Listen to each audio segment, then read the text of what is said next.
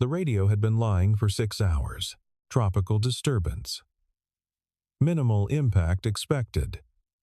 Residents in coastal areas should monitor conditions. Ethan Cole had been monitoring conditions. He'd been monitoring the sky turn from gray to a bruised, biblical purple. He'd been monitoring the palm trees along Honoapialani Highway Bend like they were trying to touch the pavement.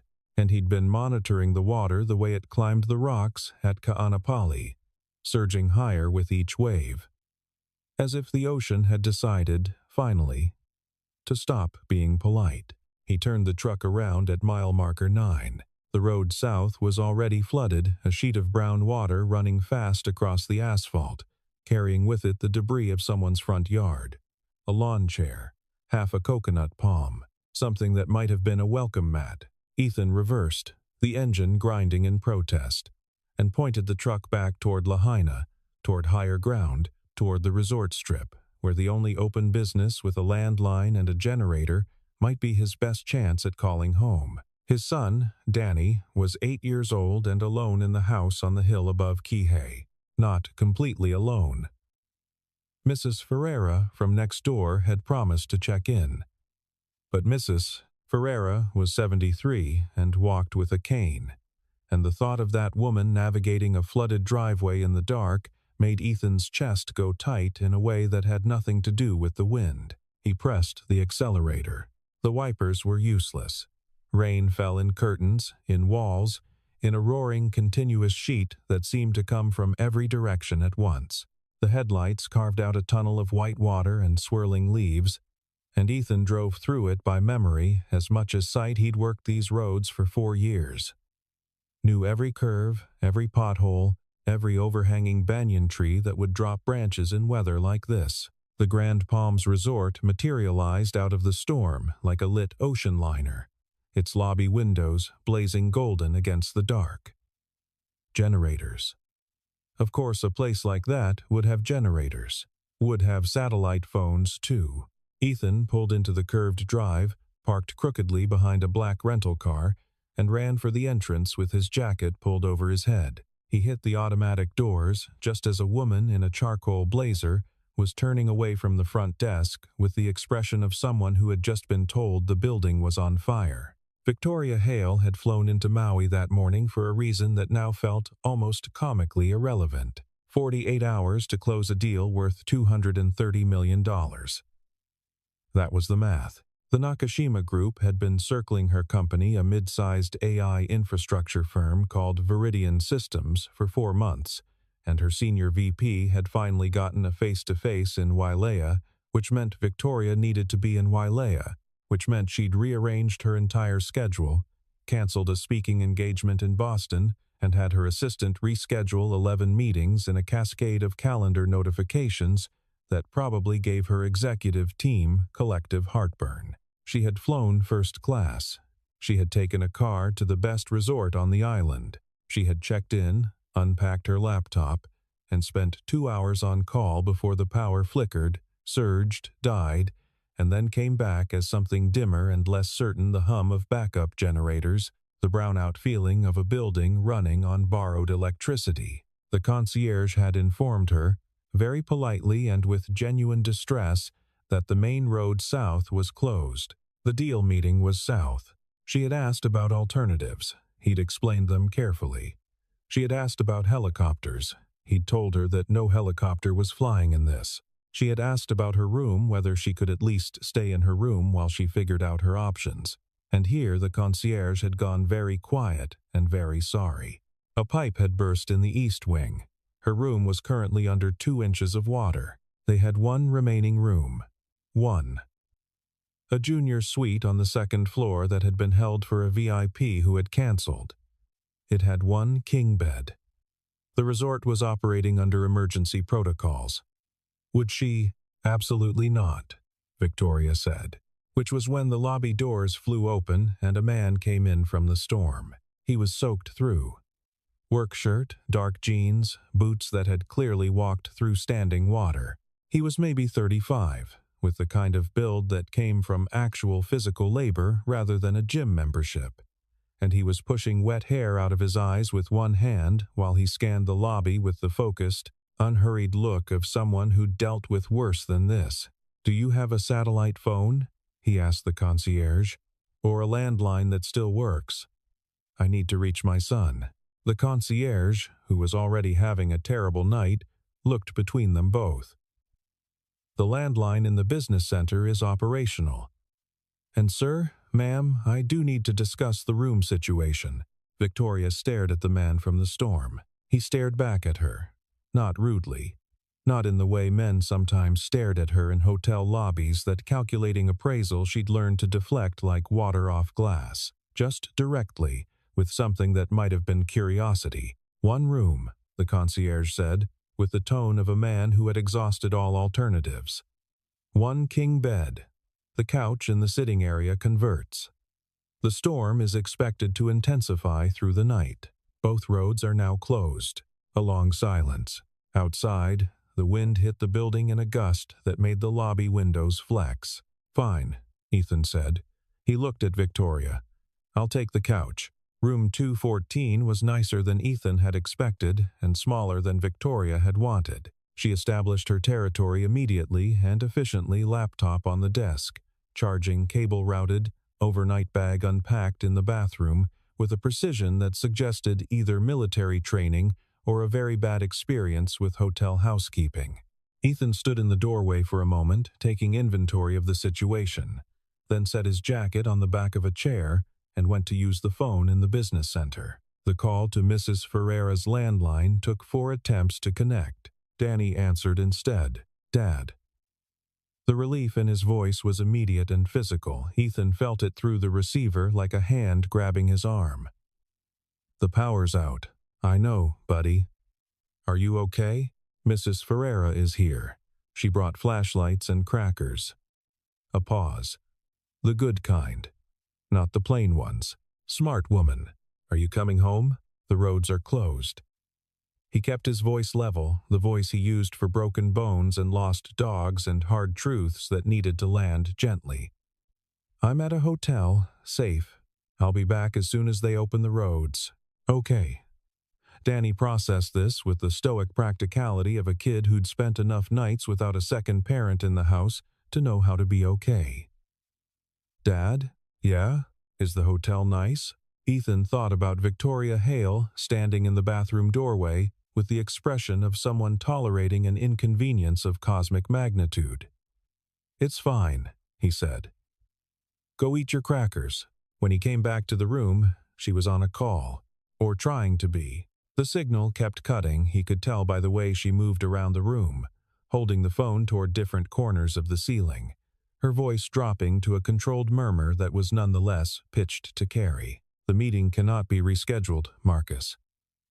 If the Nakashima team pulls out over a weather delay, I need to know now, not static." She pulled the phone from her ear and looked at it like she was considering throwing it through the window. "The generator weakens the signal," Ethan said. "If you stand near the window on the south side, you get a better line." She looked at him. "And you know this how? I fix things. I pay attention to how things work." He gestured toward the south-facing window. "Also, I tried 4 spots before I found the one that worked." "That one's it." A beat of silence. Then she moved to the window. He didn't listen to the rest of her call. He found a dry shirt in his kit bag. He kept one in the truck for job sites, a habit that was paying off tonight, and changed in the bathroom. And when he came out, she was off the phone and standing at the window watching the storm tear itself apart against the harbor. "Did you reach your son?" she asked. She didn't turn around. "Yeah, he's okay." Ethan sat on the edge of the couch. "You? Did I reach my son?" A pause. "I don't have children. I meant your call. Did it go okay?" Another pause. Longer this time. "No," she said. She didn't elaborate, and he didn't push. Outside, the rain redoubled, pounding the glass in irregular bursts, and the lights flickered twice in a way that made both of them look at the ceiling with the collective private thought of, "Please don't." "Ethan Cole," he said. "In case we're doing this. Victoria Hale." She turned from the window. In the dim light, she looked less armored than she had in the lobby, still composed, still carrying herself like someone accustomed to being the smartest person in the room. But the blazer was gone now, folded over the desk chair, and she was standing in a silk blouse with her arms crossed against the chill of the air conditioning. "What do you fix?" "Boats, mostly. Marine engines. Sometimes cars. Anything mechanical that someone needs running again. Here on Maui? 4 years now." "Before that, Seattle." He looked at his hands briefly. Different life. She seemed to consider whether to ask about the different life, and decided not to. He noticed that the deliberate restraint. She asked the next question instead. "Is your son's mother in Seattle?" "No." His voice didn't change.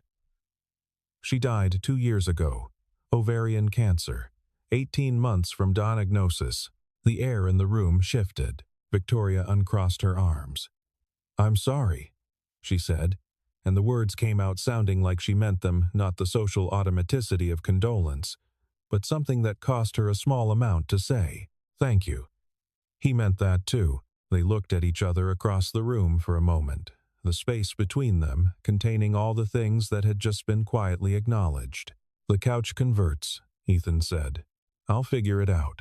At 9 o'clock, the power failed completely. The generators held the emergency lighting exit signs. A pale wash in the hallway, a thin strip of light under the bathroom door. But the room itself went dark, except for the shifting illumination of the storm outside. Lightning in the clouds over the water, the green-white flash of it.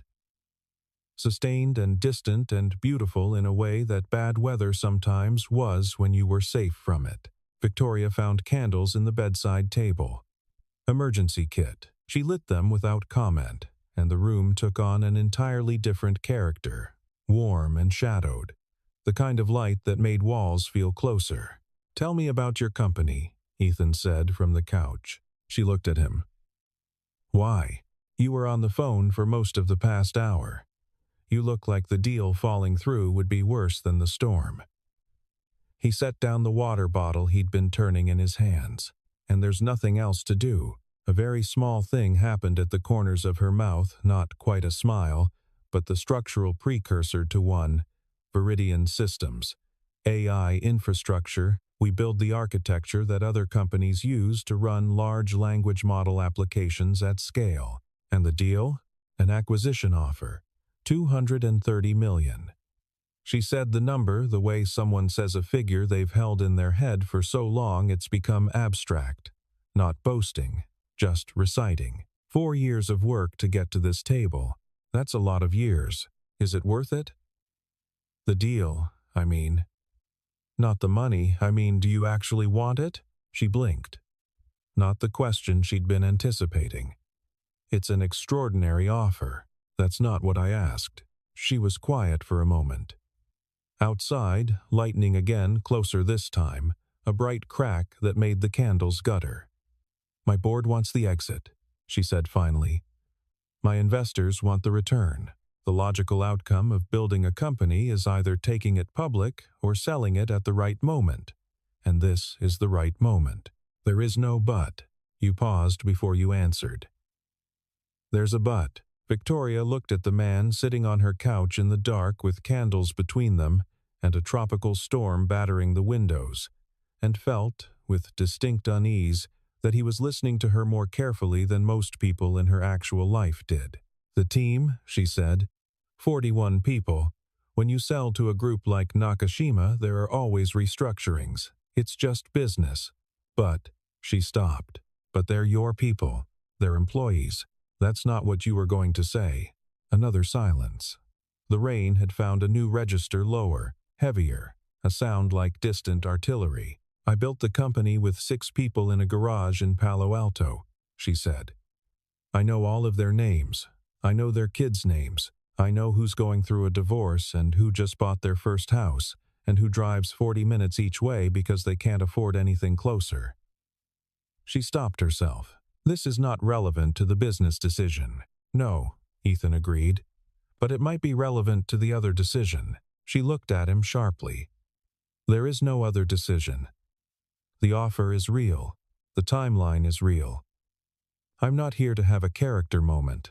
I'm here to close a deal. He raised his hands. Okay, I'm serious. I believe you. She looked at him a moment longer, suspicious of his agreement, then sat back against the headboard with her phone in her hand and the purposeful air of someone returning to work. He watched her try to read emails on failing signal for about 3 minutes before she gave up and set the phone face down on the bedside table. How did you end up in Maui? She asked. The question came out sideways, the way questions did when someone had been carrying them for a while and finally decided they were tired of not asking. Ethan looked at the candle on the coffee table. After my wife died, I needed to go somewhere that didn't know us. Seattle was full of people who knew us, who knew her, and I couldn't walk into the grocery store without someone giving me the face. The face. You know the one. He demonstrated it briefly, a slight tilt of the head, soft eyes, lower lip tucked in. Like they're watching you grieve in real time and they don't know whether to say something or look away. She did know it.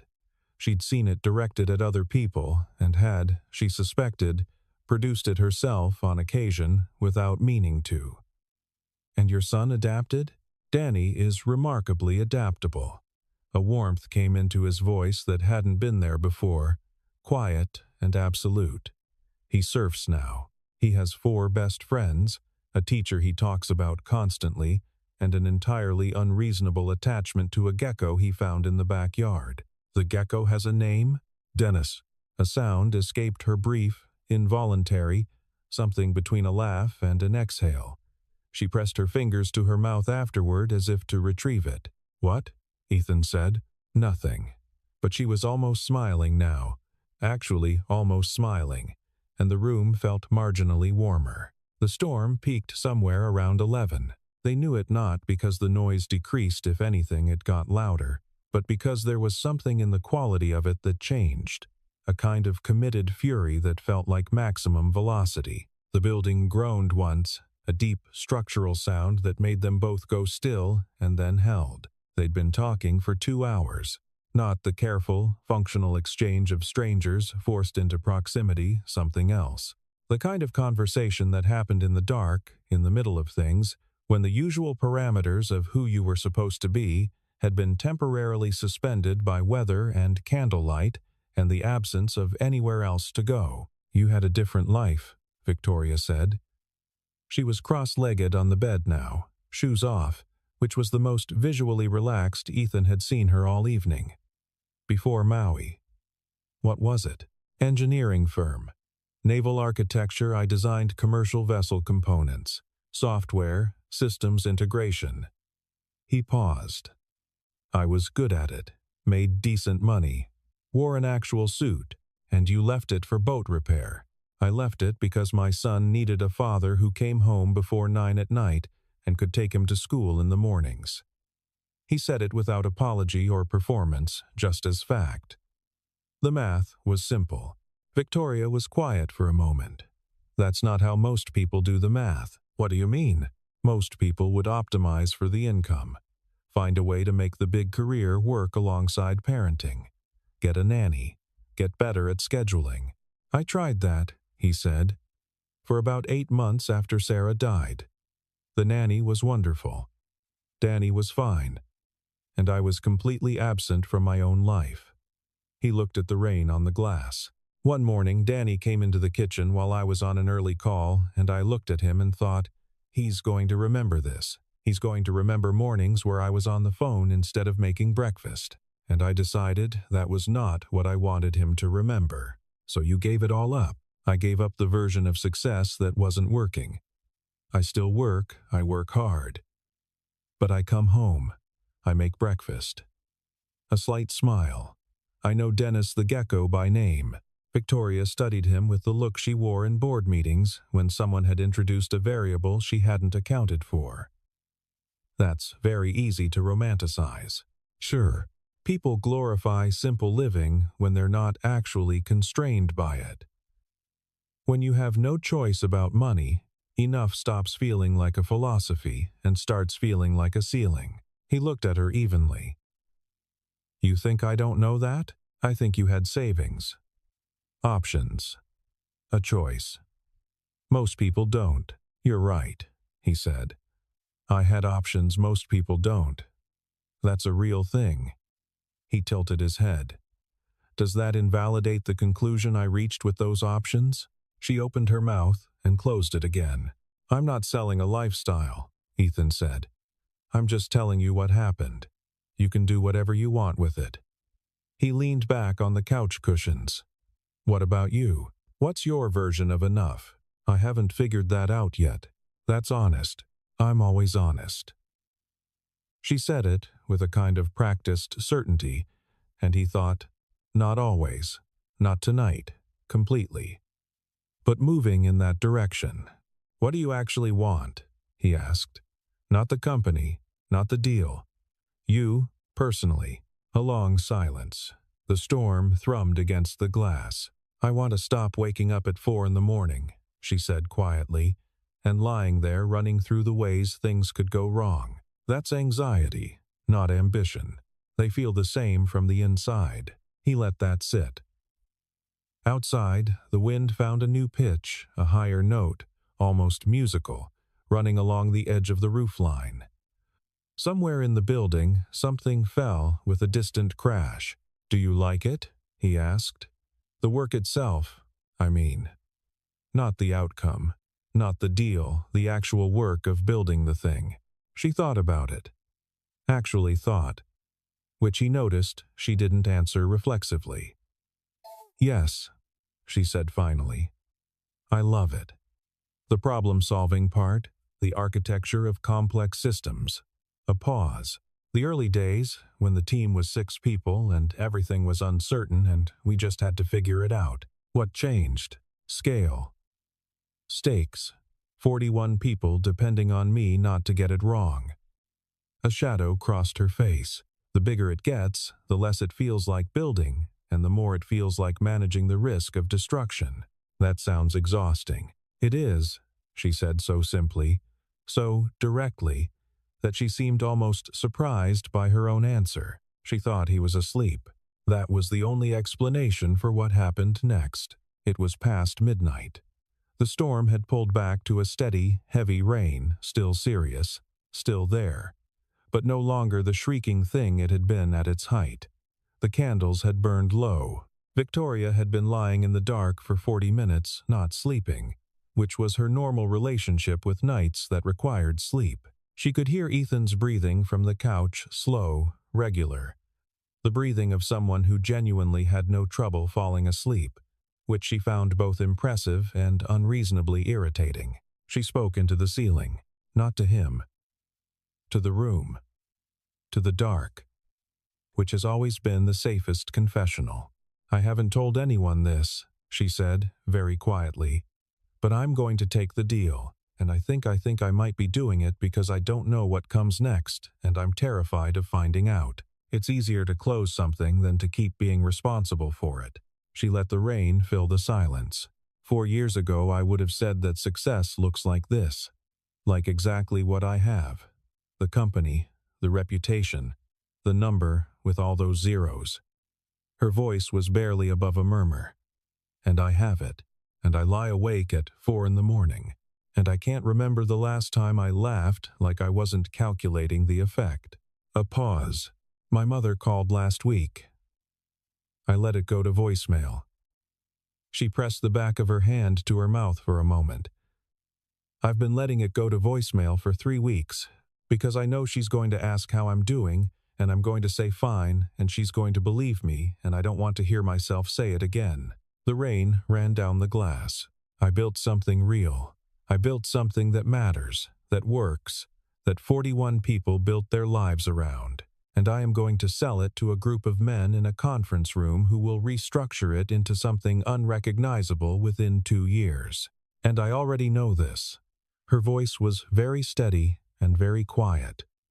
And I'm going to do it anyway, because that's what you do, because the number makes sense, because I've been performing competence for so long I don't know how to stop. Silence. And then, from the couch, gently, in the voice of a man who had not been asleep, you don't have to.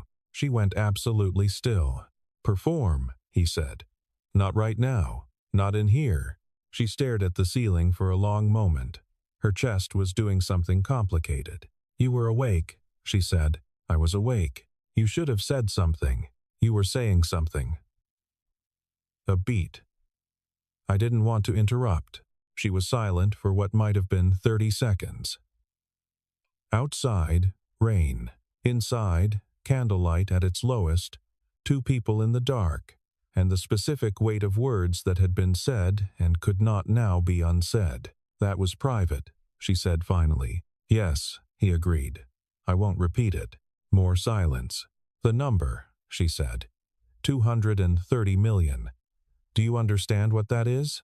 "I understand it's large. It is transformative. It is generational. It is the kind of number that means your children's children," she stopped. "Except I don't have children."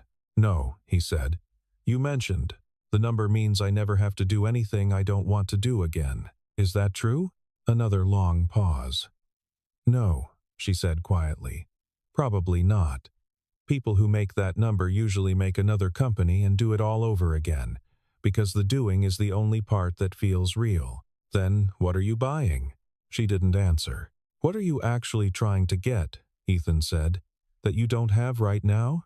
The rain fell. The last candle guttered, held, and then released the room, going full dark. A darkness that felt soft now rather than threatening. The eyes slowly adjusting to find the blue shape of the windows, the storm moving past. "I don't know," Victoria said. And she said it like it was the most frightening thing she'd said all night. Which it was. "Okay," Ethan said, simply. Not with advice, not with perspective, not with the careful reassurance that people offered when what they were really doing was protecting themselves from someone else's uncertainty. Just, okay. She lay in the dark for a very long time after that. Listening to the rain slow. Listening to the island breathe. She didn't sleep well. But she slept. She woke to birdsong. It took her a moment to locate herself, the unfamiliar ceiling, the angle of light through storm-washed windows, the muffled sound of something that might have been a generator cycling down. Then all of it came back at once, in the specific way that mornings after significant evenings did, the memories arriving in order of importance rather than chronology. The storm. The room. The things she'd said to the ceiling. He'd been awake. She sat up and looked at the couch. Ethan was already up, the blanket folded, his overnight bag zipped, his boots sitting in the entryway. She could hear water running in the bathroom. The light through the windows was the particular pale gold of early morning. After rain, clean, almost sharp, the sky scrubbed to clarity. She checked her phone. Signal restored. 7 voicemails, 11 texts, a cascade of emails. The meeting in Wailea rescheduled by her assistant for tomorrow morning, with apologies to the Nakashima team and an assurance of her commitment. She read the texts. She set the phone down. The bathroom door opened and Ethan came out, face damp, shirt changed. He stopped when he saw her awake, and they looked at each other across the room with the particular awareness of people who have said true things to each other in the dark and are now managing the daylight version of themselves. "Roads should be open by 9, he said. "I checked the resort's emergency line." "Good."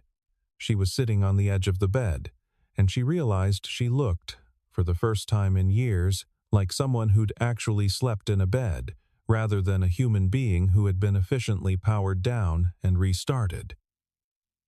"Thank you," she said. He tilted his head slightly. For not, she stopped, started again. For listening without making it into something. He seemed to understand what she meant. "I have a kid," he said. "I've learned not to fix things that aren't broken. Just because something hurts doesn't mean it needs to be solved." She looked at him for a moment. "That's very unusual." "Is it? Most people, when you say something vulnerable, immediately try to resolve it. Give you a plan. Tell you what they'd do." She pulled her blazer from the chair and put it on. She felt the shift as she did it. the slight straightening of her spine, the return of the familiar architecture of herself. "You just said okay. You didn't need a plan," he said. "You needed to say it out loud." She stood, gathered her things with the efficient movements of someone who had checked out of many hotel rooms and was comfortable in the ritual. "Your son," she said. "He's lucky. I'm the lucky one." "Yes," she said, and she meant it differently than he'd offered it, not as a correction, but as an agreement. "You both are." They checked out in near silence. The resort lobby was different in daylight, staff moving with the busy exhaustion of a building that had weathered something. Guests emerging in ones and twos to assess the world. The palm trees outside had been stripped, and green debris covered the drive, and the ocean was still running rough and gray beyond the beach, but the sky above it had turned the astonishing blue that followed storms here, a blue so clear it almost rang. At the entrance, they stopped. "Your truck is that one?" she asked, looking at the battered F-150 behind her rental. "Yeah." She looked at it for a moment with an expression he couldn't quite read. "Ethan Cole," she said. "Boat mechanic." "Maui. That's me." She took out a card, a reflex, the physical habit of a woman who operated in a world of contacts, and then paused. Looked at it. Looked at him. "I don't actually use cards to stay in touch with people I want to stay in touch with," she said. "I use my phone." A pause. "Give me yours," she said. He unlocked his phone and handed it to her. She typed her number, handed it back. Their hands didn't touch. The blue sky was very large above them. "Drive safe," she said. "Close the right deal," he said. She got into the rental, he got into the truck. Both of them drove in opposite directions through a morning that was clean and remade and full of the particular silence that followed weather. He thought about her on the drive home, not in the circular, compulsive way that meant something urgent, more in the way you thought about a book you'd been reading. Carrying the sense of it with you, noticing when things connected. The island looked different after the storm. The grass on the hills was a startling green, almost painful in its saturation. The road had shed its debris and dried in the morning heat, and Ethan drove with the window down and the smell of wet earth and ocean coming through and thought about what she'd said to the ceiling. "I've been performing competence for so long I don't know how to stop." He understood the performance. He'd worn a different version of it himself, the composed widower, the functional single father, the man who had things under control. The performance that said, "I'm fine, we're fine, nothing to see here." The performance he'd had to consciously dismantle, piece by piece, when it started costing him more than it was worth. Danny was at the table eating cereal when he got home. "Dad." He looked up with the easy relief of a kid whose worry has been resolved. Mrs. Ferreira made pancakes. "I saved you some. You're a good person, Danny Cole." "I know." Danny returned to his cereal. "Was the hotel nice?" Ethan sat down across from him.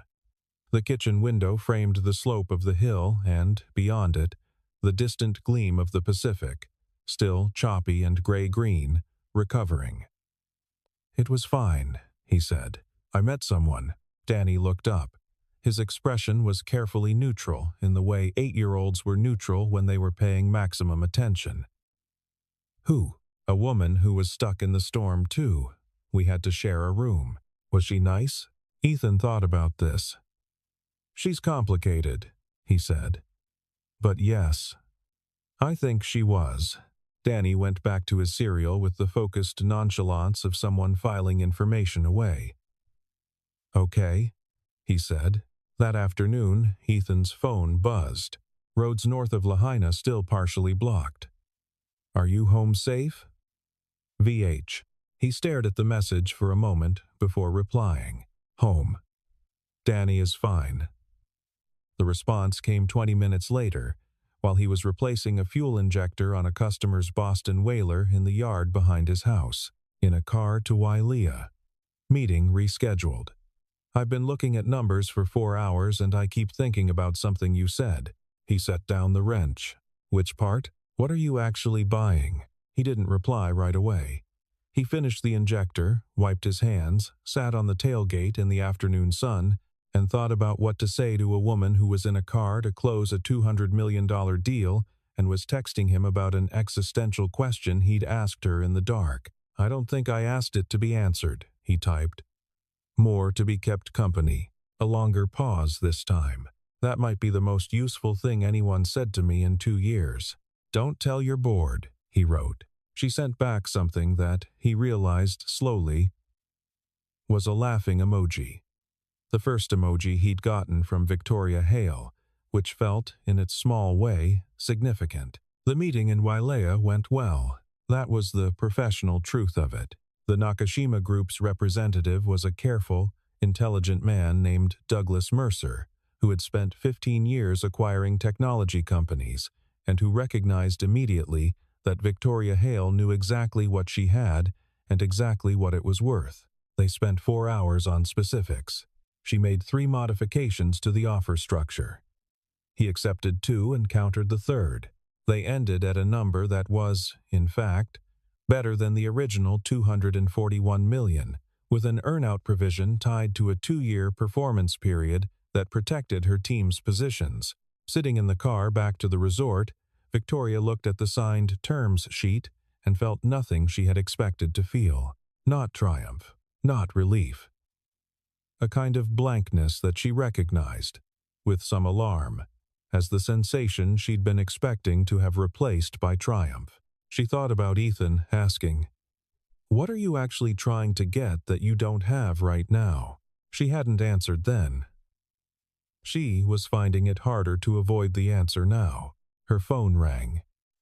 She let it ring twice before she answered. "Marcus." "Yes, I have the terms." "Have legal review the earnout language tonight. I want the team protection clause unambiguous. The restructuring restriction needs to be binding for 30 months, not 24. A pause while her VP spoke. "No, I'm not reconsidering. I'm protecting the people who built this thing." Another pause. "Yes, I know that's unusual for this type of deal. That's why I'm specifying it." She hung up. Outside the car window, Maui in the late afternoon was extraordinary. The hills above Kihei lit gold and olive, the ocean stretching out to a horizon that was clear for the first time in days. She'd been on this island for 36 hours, and she'd spent the last 24 of them in rooms. Hotel rooms, conference rooms, the room of her own head. She called her mother, not to voicemail. She listened to it ring, and when her mother answered surprised, warm, saying her name with the particular inflection of someone for whom that name still carried childhood, Victoria felt something in her chest go soft and unguarded in a way it hadn't in months. "Hi, Mom," she said. "I'm sorry I haven't called." She flew back to San Francisco 4 days later. This was not the original plan. The original plan had been to close the deal and fly home the same evening, which was what Victoria always did: transact, confirm, depart. But she'd extended her stay, which surprised her assistant, her VP, and herself. She ate breakfast on the lanai of a different hotel, the original one, still handling insurance for the flooded East Wing, and worked in the mornings, and in the afternoons she walked. She hadn't walked without a destination in years. It turned out the island was very good for walking. She texted Ethan 3 times. He texted back, briefly and reliably, the way a person did when they were genuinely not very far from their phone but had other things happening. He mentioned Danny's school project. She mentioned a particularly bad call with her board. He sent her a photograph of Dennis the gecko on his forearm, and she saved it, which she noticed herself doing and chose not to examine. On the 3rd day, she asked, "Would it be strange if I came to say goodbye before I fly out?" His response took a while. Long enough that she regretted asking, which told her something. Not strange. Danny would probably make you look at his gecko for 15 minutes, though. Fair warning. She drove to Kihei the next morning. His house was smaller than she'd imagined. A low, single-story place on a hill with a view of the water and a yard that contained, in roughly equal measure, boat parts and tropical plants. A Boston whaler sat on a trailer to one side of the driveway. Tools were arranged on a workbench under a canopy, with the exacting order of someone who cared about finding things quickly. Ethan came out to meet her before she'd finished parking. He was in work clothes, actual work clothes, not the approximation of them she'd been unconsciously picturing, grease on his forearms, and the easy, unhurried look of a man in his own environment. "You came?" he said. "I said I would." They looked at each other in the morning light, and it was different from the hotel, not better or worse, but different, the way things were when they occurred in a person's actual life instead of the in-between space of a storm. "Coffee," he said. The kitchen had that particular quality, that kitchens in houses with children had drawings on the refrigerator, a cereal box on the counter, a half-built Lego structure on the table that both of them navigated around without comment. He made coffee in a way that suggested he'd made it this way 10,000 times. She sat at the table and looked at the drawings. One of them was a house, labeled "Our House," in the uncertain capitals of a learning handwriting. Beneath it, a man and a boy, and between them, a gecko. "He's at school," Ethan said. "Back at 3. I have a 3 o'clock flight." "I know." He set coffee down in front of her, sat across the table, in the same chair Danny had been in when Ethan told him about meeting someone at a hotel. "How was the deal?" "Closed." She wrapped both hands around the mug. "Better than I expected, actually. I protected the team got 30 months of restructuring restriction into the terms." She paused. "It's not nothing." "No," he agreed. "It's not. I've been thinking," she said, "about what you said, about optimizing for the income versus the version of life that's actually working." She looked at the mug. "I've been running the same pattern for 12 years. Build the thing, scale the thing, sell or protect the thing. Start over." A pause. "I think I've been doing it partly because I don't know what stopping looks like." He was quiet, listening. "My mother asked me last week when I called her back. Finally, she asked me when I last had a week where I didn't check my work email." She laughed briefly. I couldn't answer. I genuinely couldn't remember. "What did she say?" She said, "That's the answer." Victoria looked up. "She's 71 years old, and she still thinks she can tell me things." Irritating woman. A pause. Completely right. Ethan smiled, not the careful, managed half-expressions she'd caught from him in the hotel, but an actual full smile, warm and crooked and very easy. "Sounds like someone else I know. I'm not like my mother." "You're exactly like your mother." "That's an extremely presumptuous thing to say." "Probably." He wrapped his own hands around his mug. "But you said she called you out on something real, and you're clearly taking it seriously." "That's something." She looked at him across the table, in his kitchen, in his house on his hill above the Pacific, with the gecko on the refrigerator drawing and the Lego structure between them and the smell of coffee and boat oil in the air, and felt something she identified slowly, and with some resistance, as the particular lightness of not having to perform. "I'm going to start a new company," she said. "Smaller. Something I control the timeline on." She paused. I wanted to say it out loud before I said it to anyone official. He nodded. Like he'd been expecting this, or something like it. "What kind?" "I don't know yet. Something with the problem-solving part I told you about. Something that doesn't require me to check my email at 4 in the morning. That's a good constraint to start with. It's the only constraint I have so far." A pause. "That and 30 months of non-compete from the Nakashima deal. So you have 30 months to figure out the rest." He looked at her steadily. "That sounds like enough time." She met his eyes across the table and held them for a moment. Enough, she thought. What is enough? The question she'd been chewing on since the dark of the hotel room. The question that had no clean answer but that had, she was beginning to think, a direction. "You're a very strange man," she said, consistently. "You fixed something," she said. "And you didn't even use any tools." He laughed, short, genuine. "Don't tell anyone." "I have a reputation." She made her 3 o'clock flight. Not by much. She drove too fast on the highway back to the airport and checked in at the 40-minute mark and sat in the gate area with her laptop open and a coffee she'd gotten from the kiosk, doing the thing she'd done in airports for 12 years. Working. Managing. Reviewing the terms sheet one more time, as if the numbers might have shifted while she wasn't looking. But she also, at some point during the boarding wait, took out her phone and looked at the photograph of Dennis the gecko on Ethan's forearm. The gecko was small and slightly luminous, the way geckos on Maui were, and Ethan's arm was relaxed and steady beneath it, and in the background you could just see the edge of the view from his yard, the slope of the hill, the glinting Pacific. She sent a message. Made my flight. Thank you for the coffee and the gecko. The response came when she was 30,000 feet over the Pacific. Hours later, when the in-flight Wi-Fi eventually connected. Safe travels.